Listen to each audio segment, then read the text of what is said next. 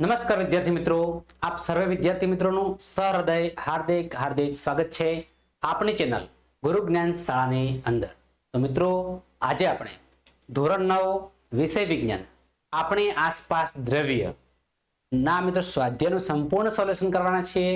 તો વિદ્યાર્થી મિત્રો, વિડીયો તમારા લાસ્ટ સુધી જોવાનો છે।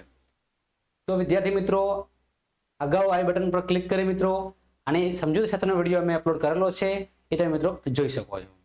તો તમારો વધારે સમય ન લેતા આપણે સ્વાધ્યાયની શુભ શરૂઆત કરીશું। તો ધોરણ 9 ના તમામ વિડીયો જોવા માટે આજે જ અમારી ચેનલને સબસ્ક્રાઇબ કરો। ધોરણ 9 વિષય વિજ્ઞાન આપણી આસપાસ દ્રવ્ય સ્વાધ્યાયનું સંપૂર્ણ સોલ્યુશન। માગ્યા મુજબ ઉત્તર આપો।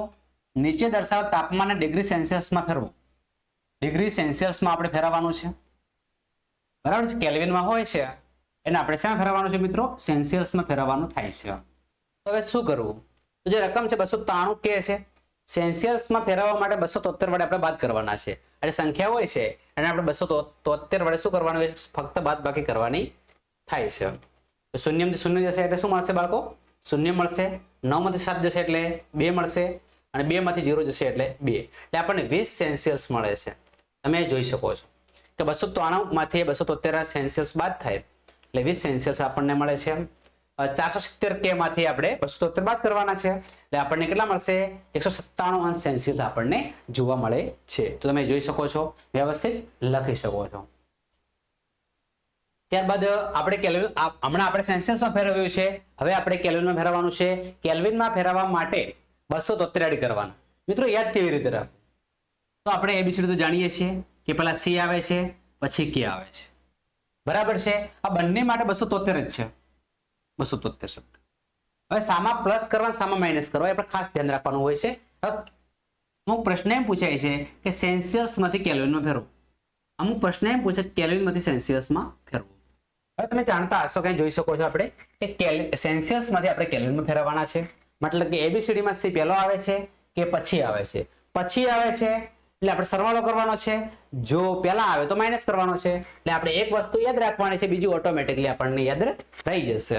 તો આપણે કેલ્વિનમાં ફેરવવાના હોય એટલે કે પછી આવે છે એટલે શું કરીશું? સરવાળો કરીશું। તો 25 + 273 એટલે 298, 373 સેલ્સિયસ વત્તા 273 એટલે 646 કેલ્વિન। પ્રશ્ન નંબર 3 તમારી સ્ક્રીન ઉપર છે। નીચે દર્શાવેલા અવલોકનો માટેનું કારણ દર્શાવો। તો નેપ્થેલિનની ગોળી ડામરની ગોળી સમય જતા કોઈ પણ ઘન અવક્ષેપ છોડ્યા વિના અદૃશ્ય થઈ જાય છે। તમે જે ગોળી હોય છે એ ઓટોમેટિકલી અદૃશ્ય થઈ જાય છે। એનું કારણ શું છે? એનું કારણ છે ઉદ્ધવપાતન। શું છે મિત્રો? ઉદ્ધવપાતન છે। તમે જોઈ શકો છો નેપ્થેલિનની ગોળી ઉદ્ધવપાતી પદાર્થ હોવાથી ઓરડાના તાપમાને ઘન અવસ્થામાંથી સીધું શામાં રૂપાંતર થાય છે? વાયુમાં થાય છે। ઘનમાં સીધું વાયુમાં, એટલે ઉદ્ધવપાતન થયું કહેવાય। વાયુ અવસ્થામાં રૂપાંતર થાય છે। આથી નેપ્થેલિનની ગોળી સમય જતા કોઈ પણ અવશેષ છોડ્યા વિના અદૃશ્ય થઈ જાય છે, ઘનમાંથી સીધું વાયુમાં રૂપાંતર થાય છે।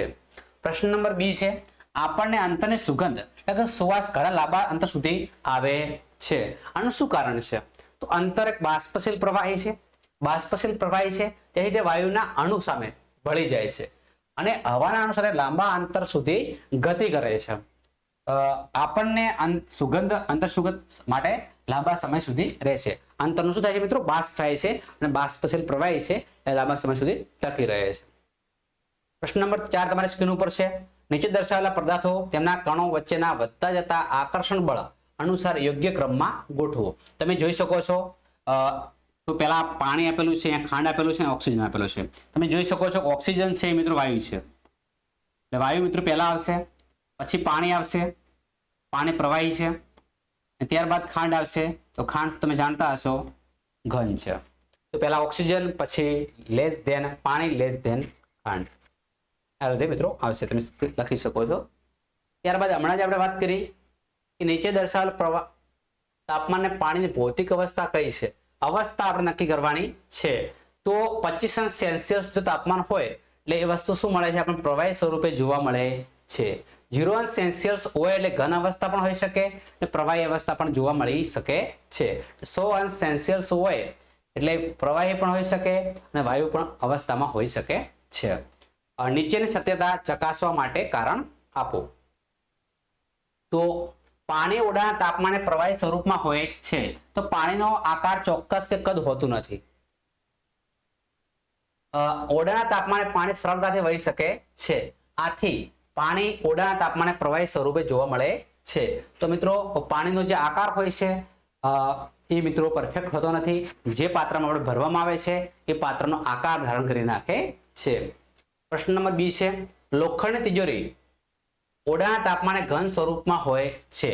તો મિત્રો લોખંડની તિજોરી હોય છે એનો આકાર અને કદ કેવો હોય છે મિત્રો? નિશ્ચિત હોય છે અને તેનું સ્થળાંતર કરવું સહેલું નથી.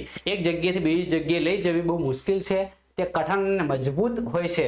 આજે લોખંડની તિજોરી ઓરડાના તાપમાને ઘન સ્વરૂપમાં હોય છે. ત્યારબાદ 273 કેલ્વિન તાપમાને બરફને તે જ તાપમાને રહેલા પાણી કરતા વધુ ઠંડક ઉત્પન્ન કરે છે. શા માટે?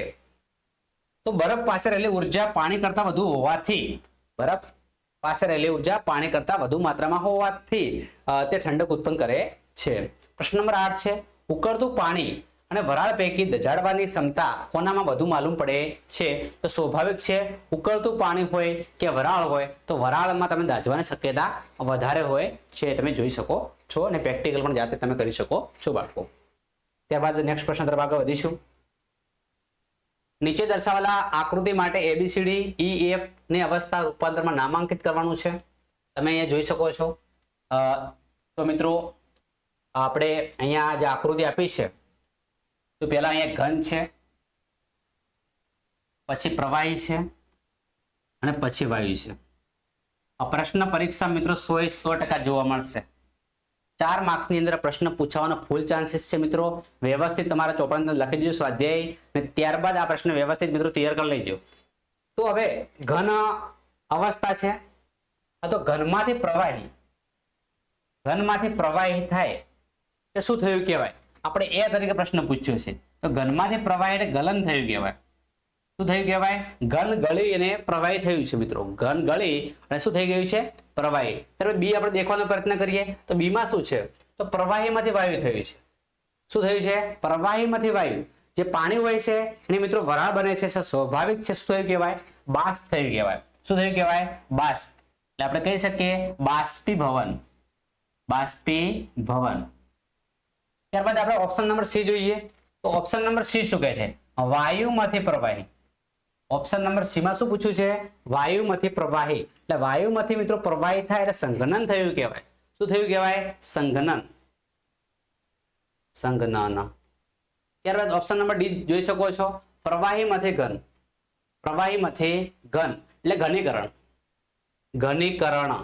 મિત્રો બીજો શબ્દ આવે છે તમે જાણતા હોય તો કોમેન્ટ બોક્સની અંદર કોમેન્ટ કરી શકો છો.